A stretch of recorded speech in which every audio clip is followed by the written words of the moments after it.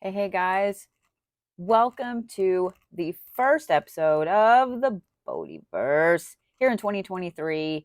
I decided to bring this back in a different way. I had been up to this point over the last couple of years doing this on a live on TikTok and have people come in and so on. Well, I decided that sometimes you can't trust if you can actually get people on the live and the internet to work correctly. So I figured we're just going to start doing it this way. Plus, I wanted you guys to have this as a podcast so you could actually listen to it at work or, wherever. So, this is kind of the new and improved Bodhiverse. Let's say it that way. So, today, hi, how you doing? I'm the Blue Bodhi, Bodhi for short. We're going to talk a little bit about history. We're going to talk a little bit about witchcraft. We're going to talk about the history of witchcraft. But first, we're going to talk slightly, a little bit tiny about me. Um, me. I'm just kidding. Because I want you guys to know who I am, what I do, why I do it, how long I've been doing it, etc., etc., etc. And plus, since this is, the latest edition of, or newest edition of the Bodhiverse, I wanted to start with an introduction and a slight history so you guys would understand where I'm coming from, what I do, etc. So let's start with this. Hey, I'm Bodhi. I think we already started with that, didn't we? Yeah, it's that kind of day with my brain. So I was born in Oklahoma, in Tulsa. I was raised in Colorado. We moved back to Oklahoma. I graduated high school from Sand Springs outside of Tulsa, kind of been all over the place. Um, I wanted to talk slightly about how I was raised. I'm not going to go into this big old long thing, but if you guys watch me on TikTok or any live, then I've mentioned my family. I've mentioned my dad in particular.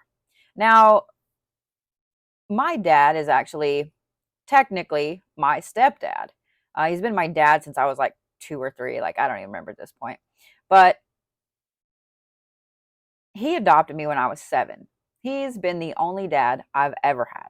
Have we had our differences? Of course. Who hasn't? But I'm glad that I was raised the way I was raised. Now, my mom's side of the family is fantastic. Her side of the family comes from a very long line all throughout the Ohio River Valley, the Appalachian Mountains, and over into Ireland, Scotland, England, etc. My biological father's family, I am third generation Irish there. Um, they come from a very interesting line in Ireland, Scotland, a lot of Norse in there as well, Scandinavian, etc. And then this is kind of added in bonus background, even though it's not technically my DNA. The dad that raised me, however, comes from a very interesting line of human beings.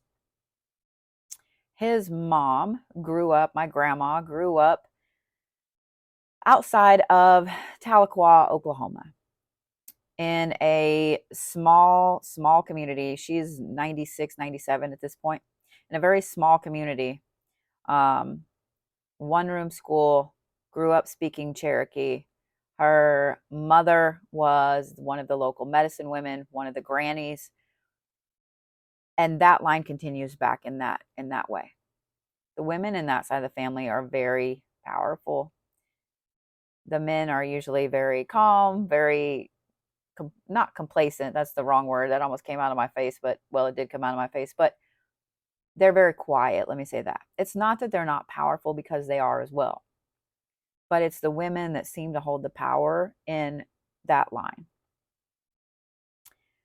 So, in speaking to my dad a couple weeks ago, I was really interested suddenly to learn about this, even though it's not technically my DNA. It is where I was raised, it's how I was raised. Because I realized in doing what I do over the last few years that I was raised differently.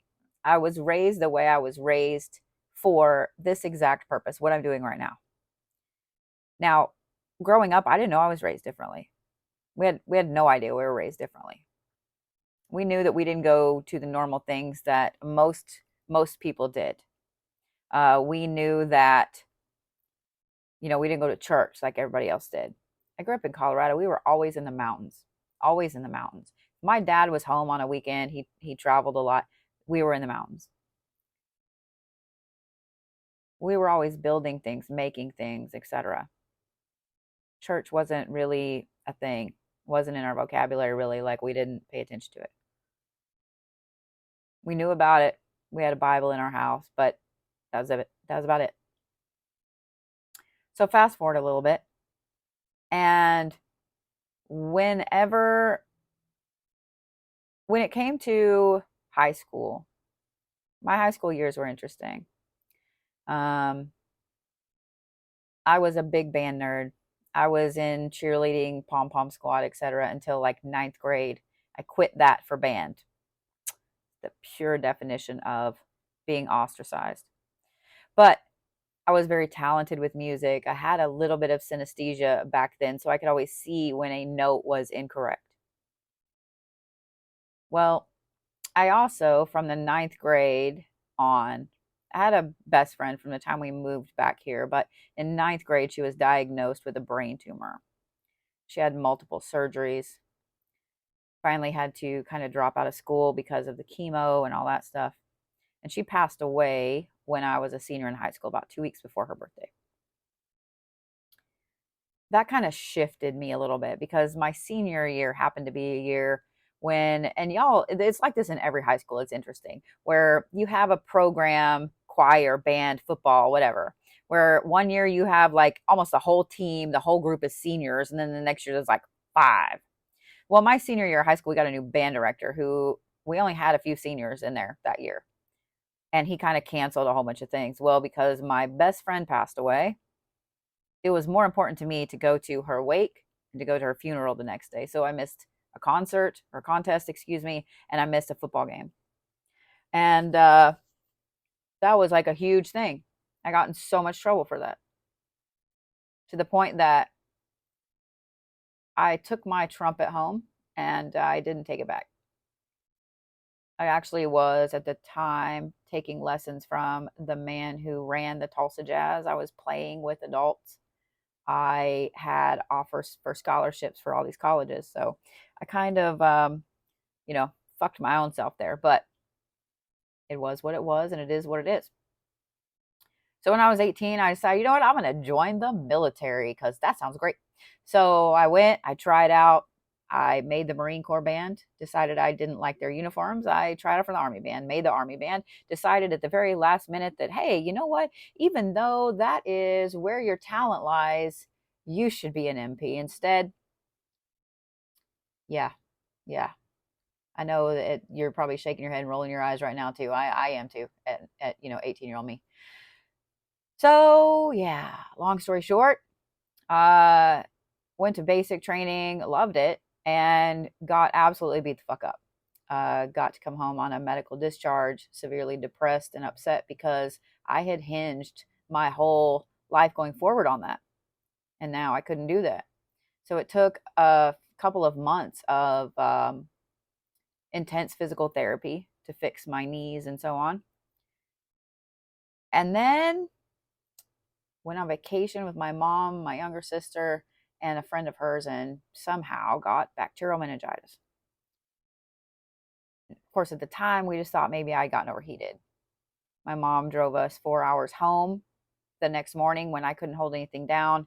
We went to my grandparents, picked up my grandpa, and went straight to the emergency room. I don't remember the majority of this. I only remember a couple of things.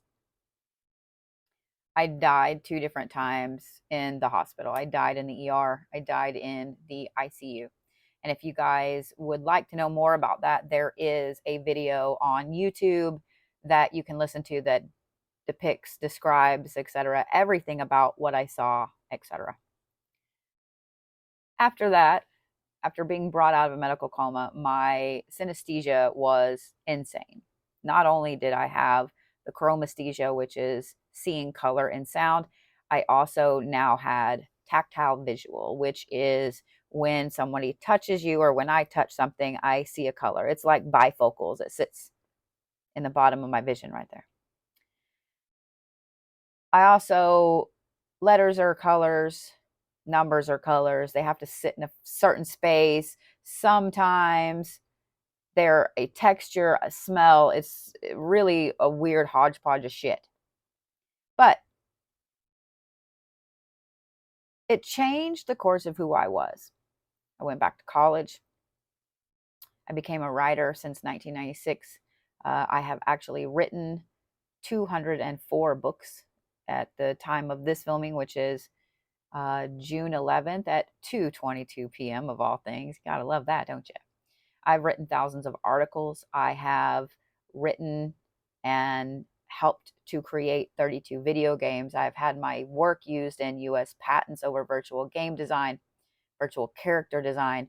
I've had my work used in college level textbooks, like I was a professional gamer for a while.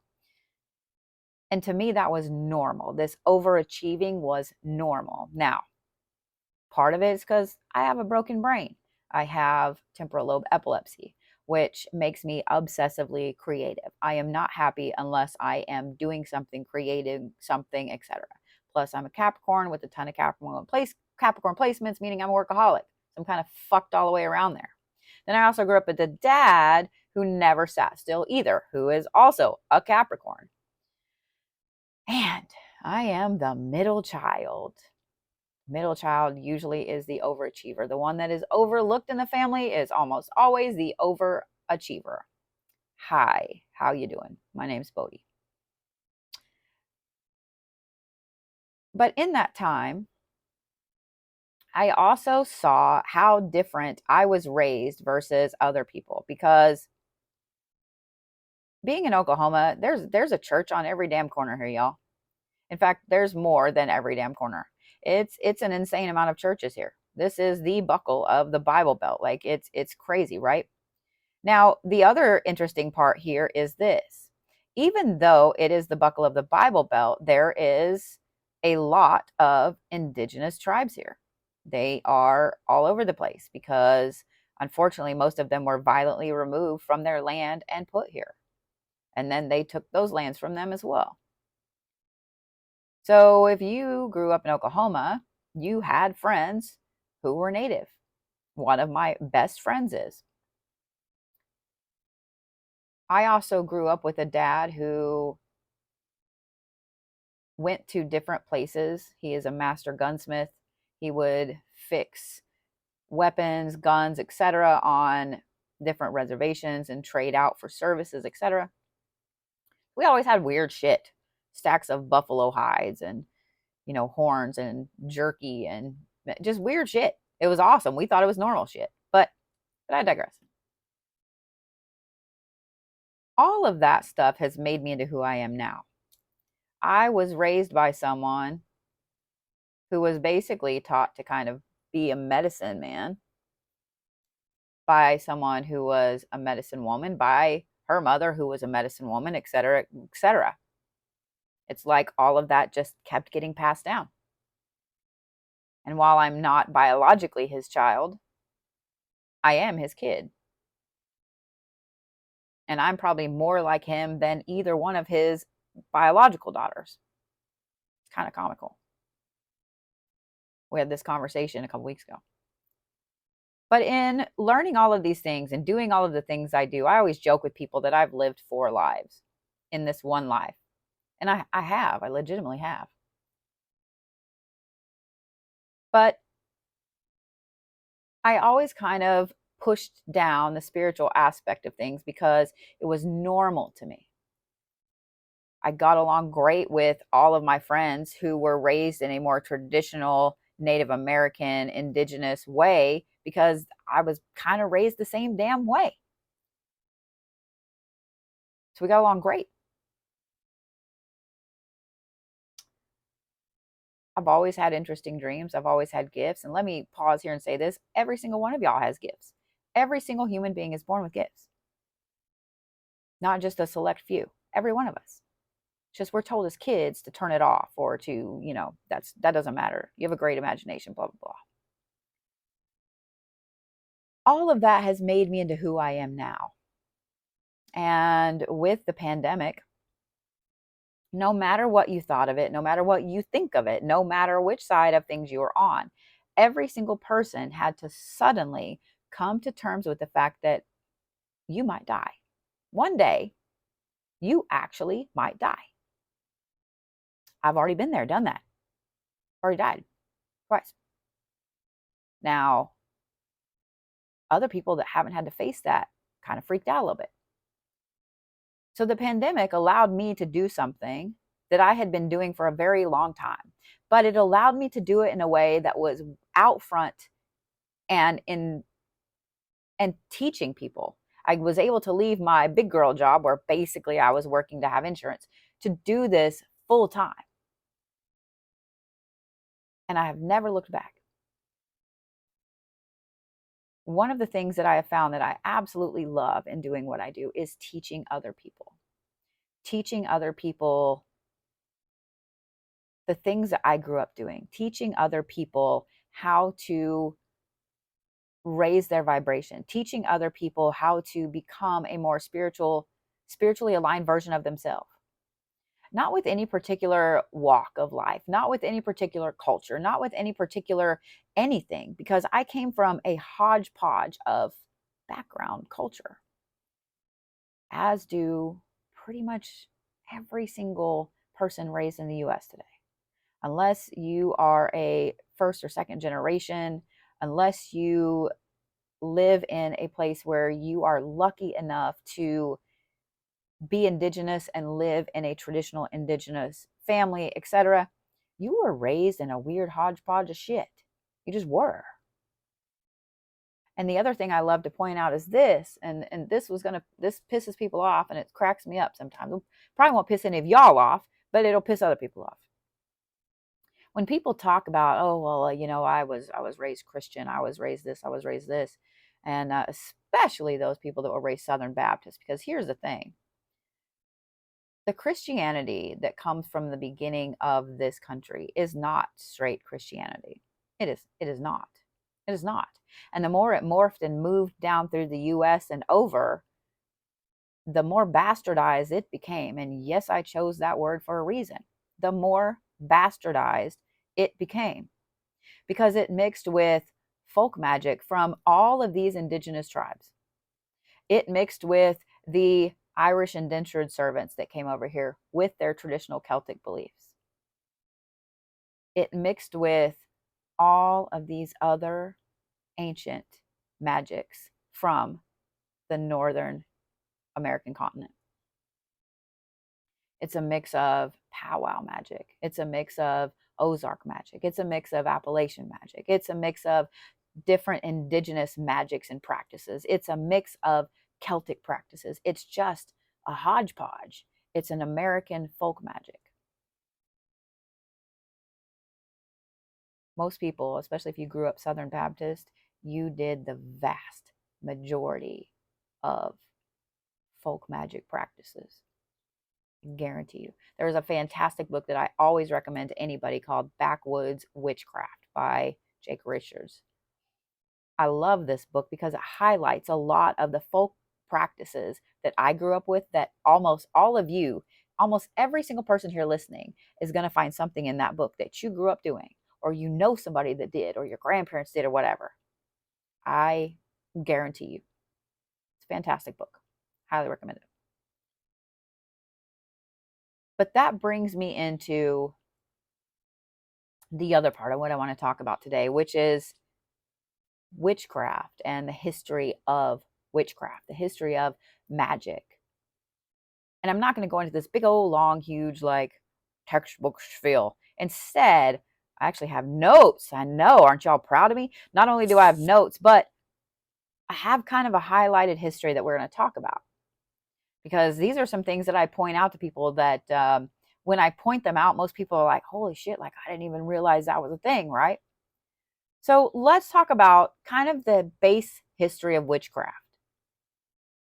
The use of magic, of sorcery, of divination it goes back to the base of every culture. Every single culture.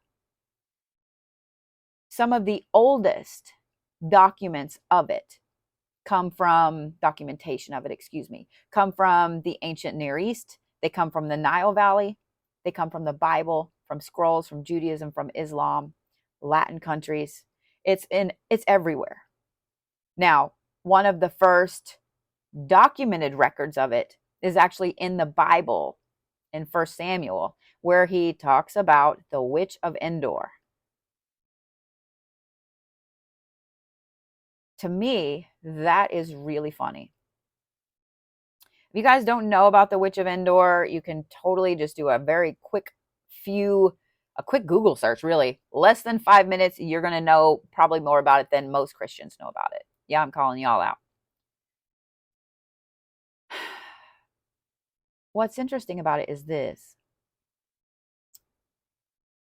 It's in every single culture's background. Every culture has a word for it. Every culture has a word for that type of practitioner. Diviners, seers, oracles. Oracles, especially in ancient Greece and ancient Rome and the Middle East there, were highly sought after and fought over. Wars were started over them. Because who doesn't want to have control of the future? Who doesn't want to know and see the future and be able to control that? I mean, think about it. They were fought over. People died over them. They were revered. Forward to biblical times, forward to the Bible, forward to the spread of Christianity. And I know there are people like, well, people persecuted this stuff before then and blah, blah, blah. Yes, they did. And I understand that. But with Christianity comes this severe hatred of anything that is not aligned with the Christian Bible. And if you guys don't know this, and you can absolutely do this on a Google search as well, it's right there for anybody to find. There are over 50 versions of the Bible. They're all different. They're all different. The first Bible wasn't written until hundreds of years after Jesus Christ died. It wasn't written during the apostles' lives. It was written, all of these accounts were written, and then they went to a council of rich men that decided what the masses would learn in the Bible, what the masses would get as far as what Christianity was. And it's still done that way. If y'all don't know the pure definition of marketing, that is it right there. A few people get to decide the narrative and push certain things to either cause fear or cause adoration. And I know that some of you guys, once upon a time, have heard the quote about it is better to be feared than loved. Fear is a powerful motivator. Think about that. There are books and scrolls that go with biblical writings that have never been released to the public. There are. Easily researched. Now, you can't research those scrolls, obviously, but it's easily researched. And what's even funnier, and this is the thing I love to point out too, is that the Bible out there that has the most books in it is actually the Ethiopian Bible. So for those of you guys that live in the US and that have never read anything but, the NIV, the King James Version, whatever, get you a copy of the Ethiopian Bible. It's going to be so much different than your traditional Bible is. Just saying what I'm saying. Now, the thing about the Bible and why I kind of have fallen down that rabbit hole there is because that right there was a major shift and a major change. Magic, divination, sorcery, all of these things are in every single culture. The people that practiced this, that walked this path, such as medicine men, medicine women, such as healers, have been in every culture. Who do you think kept traditions alive? Who do you think found out what this herb does, what that herb does, what this wood does, what that does? They delivered babies. They kept people alive. They saved people's lives. They protected. They healed. Did some of them do bad shit? Of course. There are always going to be people that do bad shit in everything, not just in magic. Newsflash. The other thing that's fantastic about it is this. That earliest record of it being in the Bible is where a major king in the Bible goes to seek the help of a diviner, of a witch, who predicted everything that was about to happen to this man. Now, let's fast forward a little bit to the 1400s. The 1400s is when Christians really got into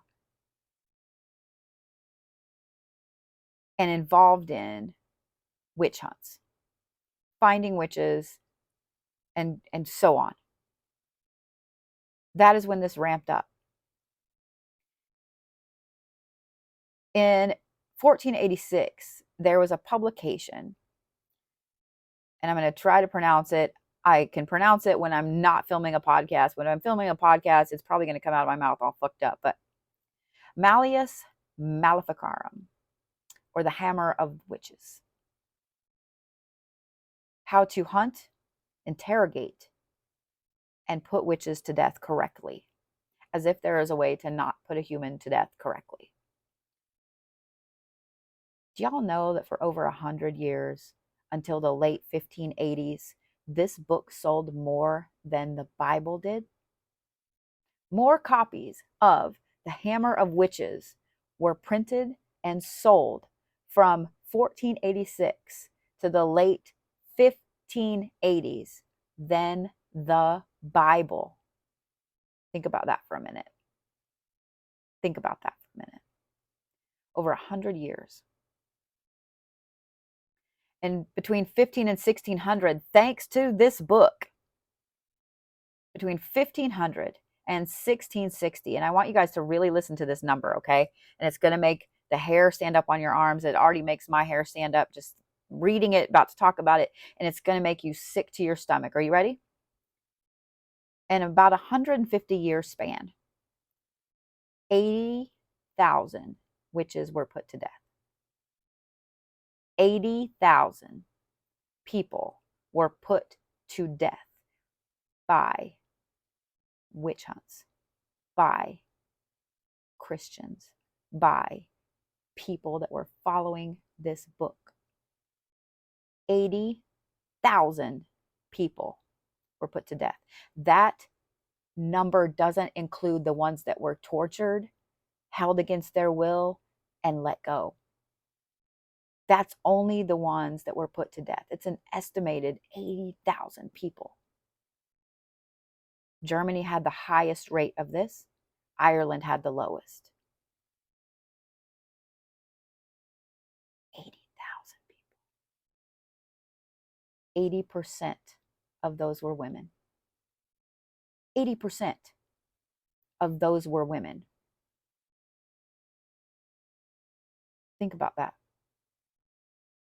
That means at least 60,000 women were put to death over a 150-year span because of their beliefs, because they were healers, because someone called them a witch, because they looked a certain way, because they didn't act like other normal Christian women did, because they followed their traditional beliefs of their ancestors. 80,000 people. It makes me sick to my stomach.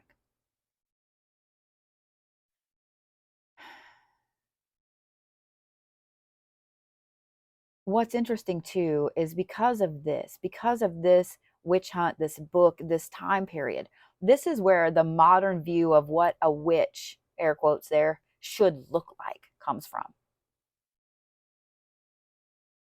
This is where that gnarled fingered, bumpy, crazy nose, green skin, ratty hair, hunched over view of the witch comes from. And would you like to know why that is what witches are supposed to look like? I want you to think about this for a minute. In ancient prisons, ancient holding cells. And if you really want to fall down a Google hole, this is a Google hole you can fall down. But I'm going to let you know beforehand, it's not a very visually appealing hole to fall down. Most of the cells were not built to where someone could stand up straight in them. They were built maybe 4 foot high. You could not stand up straight. You couldn't stretch out straight. So if you're in there for a period of years, your back, you're going to become hunched over. If you can never stretch out completely straight, you are going to become hunched. Most of the people in there were fed maybe once a day. They were malnourished, they lost weight, their bones protruded. Most of them got very ill, got gangrene, which does cause the skin to turn green. Most of them were tortured horribly, including having their bones broken in their fingers and their face. If you have, every single one of you guys knows someone that's broken fingers. If that finger isn't set, if that finger is allowed to heal on its own without anything, you're going to have big old gnarled knuckles and crooked fingers. Which fingers? If you have your face beaten in and your nose broken repeatedly, and it's never really allowed to set, and when it does, it sets all crooked because you don't have anybody to help you, you are going to have a gnarled, nasty nose. Which nose? If you are tortured horribly and you're malnourished and you're beaten, you are going to lose your hair. It's going to be ratty and stringy because it's not like you have access to have your hair washed and have it brushed, right? Right? This is where our modern view of a witch comes from. When I really paid attention to that, when I really learned that, I stopped buying or having anything at all that looked like that traditional view of a witch, because it's just like making fun of someone for getting tortured. It's glorifying someone getting tortured. That's where the modern view of the witch comes from. Torture. Now, most of you guys are familiar with the Salem witch trials. They started in like 1692, right? Everybody knows about the Salem witch trials. But did you guys know that the first witch trials and the first state to actually execute a witch in America, or what was to become America, was in Connecticut in 1647? Elise Young was put to death for being a witch in Connecticut. That sparked witch hunts and witch trials in Connecticut before the Salem witch trials ever started. 46 people were accused and 11 of them were put to death in Connecticut. Their trials didn't end until 1697. 50 years. 50 years.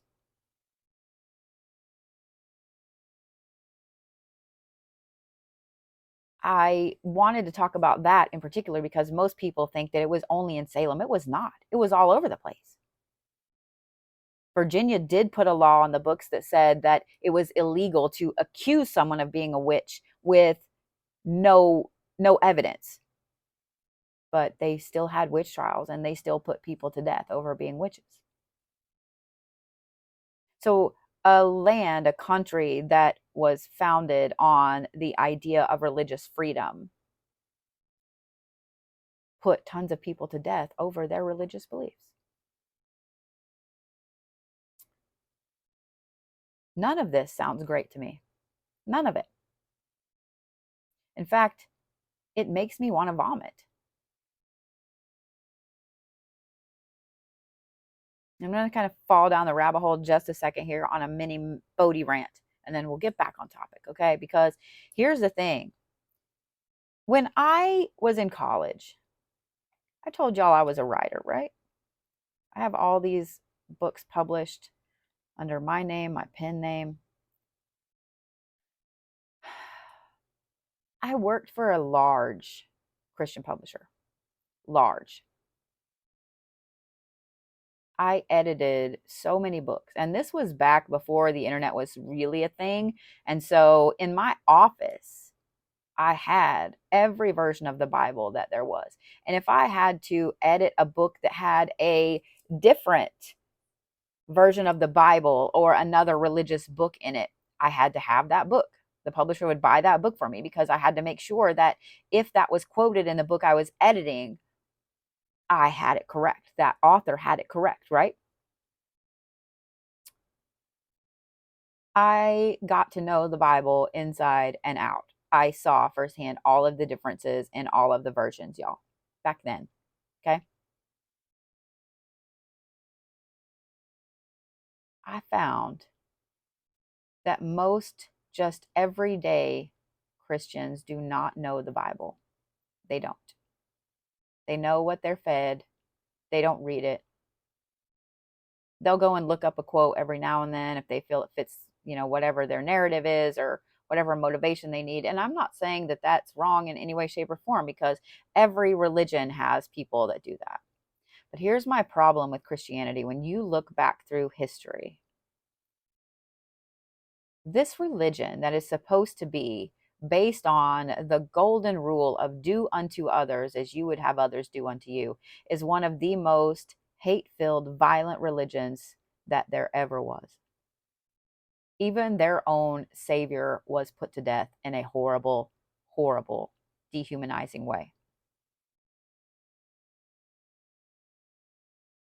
Think about that for a minute.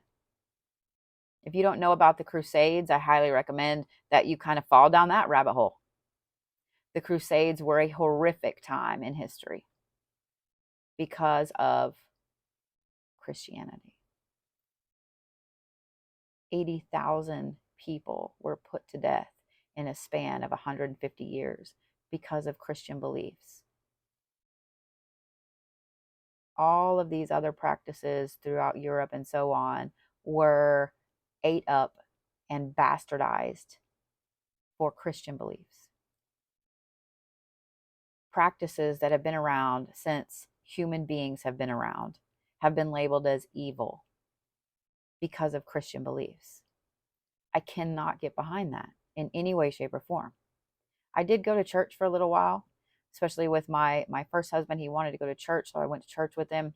And I did get baptized when I was pregnant, which was really funny. But at the same time, I would sit there in church thinking, this is just kind of like generic information that they're feeding everybody. When I would point that out to my ex-husband, of course, that wasn't really funny because he didn't like that, etc. So I just kind of shut up and went with it. And that's the problem, is that most people that were raised in a different way besides being in church, Christians are told to push their religion on other people. And most of the time, it's just you by yourself with someone who feels that they are right over your beliefs because a book written by a group of rich men told them so. So you kind of just shut up and go with it. Go along to get along. There are places here in Oklahoma that I'm actually at this point in my life, and I'm 46, y'all. I grew up going all over Colorado, Oklahoma, Texas, Arkansas, Missouri, all over those states right there. There are actually places in those states now that I feel like I would be in danger if I went to them. Just because of the way I look. Even if I didn't wear something and said, hey, I'm a witch, I would still feel like I would be in danger if I was there. In fact, last summer, I was in a little town, a little teeny tiny town. I stopped there with a couple of people as we were on our way to Dallas. And one of them had a backpack with the pride, with the fist, the rainbow fist on it. And one of them had purple hair. And then there's me, long blue blonde hair, shaved head, shaved sides of the head, excuse me, tattooed hands. I kind of stand out. You could have heard a pin drop when we walked into this gas station. This gas station was full of people. I got called a fucking hippie, all kinds of shit. You could tell the lady behind the counter did not want to help us. Yes, I made it a point to buy lots of things and stay longer. But as we were getting the car, the girl that was with us with the backpack, she wasn't from here. She was from Chicago. She was like, I'm actually kind of scared to be here. And I was like, oh yeah, we don't need to be here after dark. Like it's a good thing that we're not here at dark or at dusk. We'd be run out of town and probably worse. There are places still like that today. And I know that's not just Oklahoma. I know that there's some place in every fucking state like that. And I want you guys to think about that. How modern of a society are we if those are things that people still have to worry about? In being on TikTok today, especially I'm going to say over the last year and a half, really year, I have had several people threaten my life. Now, they don't come out and go, hey, I'm going to come kill you. What they say are things like this: witches should be put to death, burn her at the stake, things like that. And I know that I am not the only practitioner on TikTok and social media that have had this happen. But here's the thing: if somebody were to say that to a Christian, all hell would break loose, pun intended. But it's okay for them to say that to other people. It makes me sad. And then you have people that are coming into power right now or trying to be in power right now that believe some of these specific things. We are backsliding 50 years. What I find even more interesting is this, and this is the next point I want to talk about. Otherwise, we're going to fall down a whole other rabbit hole that I don't want to go down right now. I want to talk about the difference between witchcraft and Wicca, because the modern society here in the United States has seen this massive rise in witchcraft. People are still persecuted for it. Let's talk about the difference between Wicca and witchcraft, because there is a humongous difference here. Let's talk about Wicca first. And this is one thing that cracks me up, that tells me that someone is either just trying to get a rise out of somebody, start drama, or they actually have no fucking idea. They just don't have any idea. And here it is. It's when somebody comes on one of my lives or whatever and go, are you a Wicca? Okay, first of all, there is not such a thing as a Wicca. A Wiccan is someone who practices Wicca. Wicca is actually a religion. It has a doctrine, it has a book, it has rules you have to follow. And the even better kicker is this: that it was created by a dude basically for marketing purposes. Now, it is covered under a religion in the United States. So a lot of witches will say they are Wiccan to have that religious protection. But I don't. I don't adhere to their rules. I don't adhere to their doctrine. I don't adhere to that religion. I don't. This is also where things like the threefold law come from. That is a Wiccan practice. It's not my practice. It's not a witchcraft practice. You reap what you sow, karma, etc. Yes, but the threefold law is a Wiccan practice. And for those of you guys that heard about the tenfold law, guess where that comes from? Christianity. Yeah. So when people are like, oh, you're going to get that back 10 times. That's a Christian belief. I'm not Christian. So Wicca is actually a religion. Witchcraft is a practice. Now, here's what sucks. Practices are not covered in the US as a religion. So different indigenous practices: voodoo, hoodoo, conjure, root work, witchcraft, mountain magic, things that have been here much longer, much longer than the governments that try to govern them, are not protected. Witchcraft is a practice. It is different to every single person that practices, because every single person has a different background, a different upbringing, etc. Now, if you were raised in the same house, my sister and I were raised the same way, we have the same background. But she believes differently than I do on some stuff. Like, she doesn't quite subscribe to some of this. She's coming around. She's coming around. She used to a long time ago. But every single person has different DNA, different background, different belief, different parents. You just do. So the other thing that kind of kills me too about all of this is the gatekeeping community that there is in social media and online, because that is not the way it is in real life. I have traveled all over the US. I have talked to people from all backgrounds, from all cultures, from all walks of life. I did it as a kid, I do it as an adult. This is not the way things work in real world. Respect is given and earned. And when you are in a different place and you are allowed to be in places, you give respect and you are respected in return. If you were to go up to any spiritual person, spiritual leader in the real world with some of the things that people on TikTok come at other practitioners with,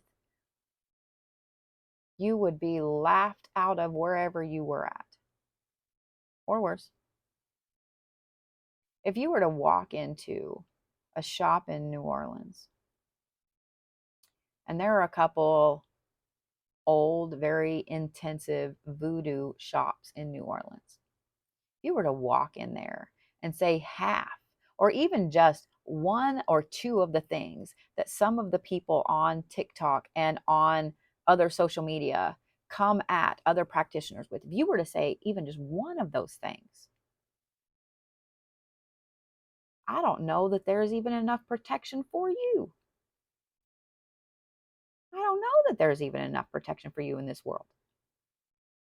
Think about that. This is one thing that cracks me up, and this is why I try not to get involved in the drama on TikTok, but unfortunately, I feel like it's something I need to start speaking out about. So it's either going to be a good thing or a very bad thing, but we're going to do it and see what happens. Because the way that some of the younger generation speaks to older practitioners that are trying to help them is asinine. If you were to walk into any shop and treat someone like that in there, you would be asked to leave, and worse. If you guys follow me on TikTok, then you know that not that long ago I was in New Orleans and I was in one of these shops where I go every time. I have a friend that works in one of these shops. I see her when I go down there. If our schedules match up, I spend a lot of money in this shop. I love this shop. Okay. And I was severely disrespected by a youngin when I was in there. I don't just look like some little piddly ass Christian woman. I'm sorry, I don't. And if I do, someone please tell me so I can change. But at the same time, I was disrespected and waved off. Y'all, you never know who there is in a shop when you're in there. Stop judging spiritual people by the way that they look. Stop it. I cannot tell you the times on TikTok that I have had someone come at me and say, well, you can't practice that because you don't look like this. I was raised like that. I was raised where elders showed me things. They taught me these things and more. Like, when I really think about it and some of the stuff that I've learned and so on, I'm like, holy shit, like that's kind of scary that I was taught some of this shit as a kid. But here we are. And I am not the only older practitioner out there like this. Seriously.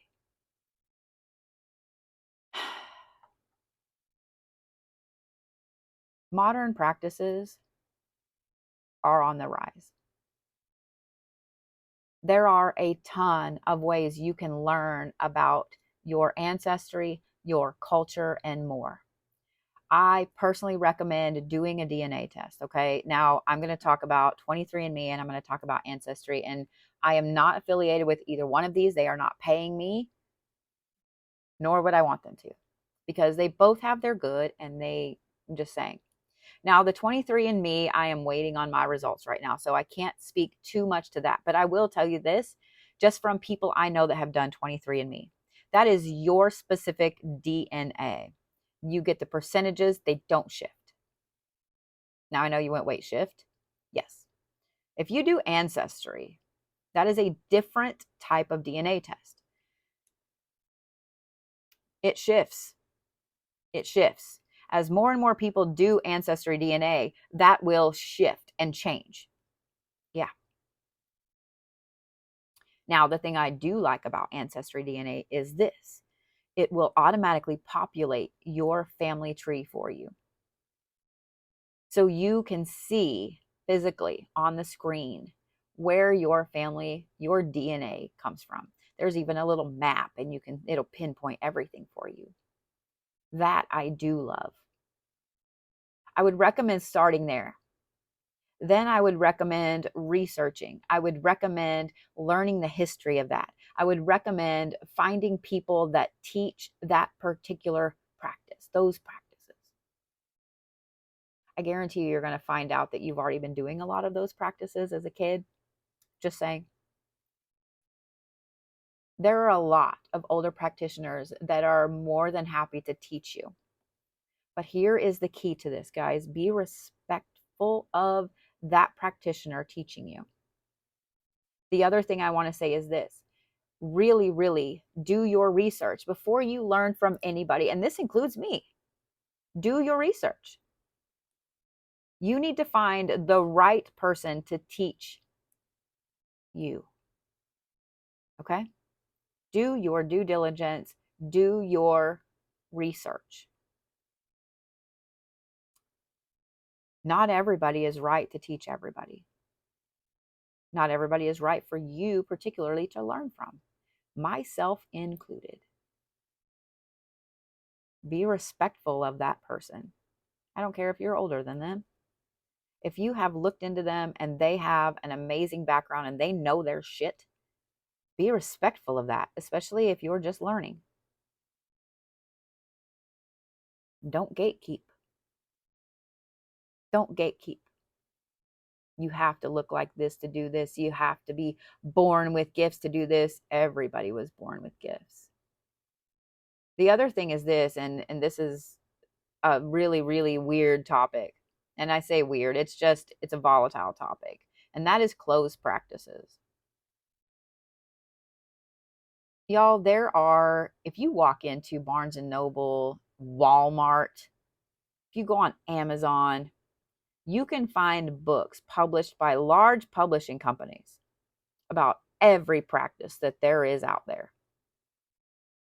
In my opinion, if there is a book on it, I can go get on Barnes and Noble or on Amazon a mass published paperback. That is not a closed practice. It's not. Here's the thing. Closed practices are kept very close and very secret. They are not shared with people that are going to go put them in fucking books, y'all. They are not. I know tons of people that practice different practices that were brought into that practice by elders. They don't look like, air quotes, they should be practicing that. I've heard people say it to them. I've had it said to me. If an elder takes someone in and teaches them these practices and teaches them closed practices as well, they deserve your fucking respect. Period. Every single person that has been taught by an elder and every single person that knows interesting shit should be feared a little bit. Because not only do they know the healing aspect, not only do they know the saving, the protecting, the cleansing, they know the bad. Because everything is balance. Every culture is balance. Every practice is balance. You cannot be only one way or the other. if you're taught one way, you're taught the other as well. So again, respect is given and earned. I wanted this first episode to be about those things because I find that a lot of people don't know some of the history about witchcraft in general. I find that some people don't know the history about the very things that they practice, the very things that they gatekeep, the very things that they speak out about. And so then they open their mouth and they speak out about them before they really know what they're talking about. And they just cause a shitstorm. And unfortunately, everybody loves drama.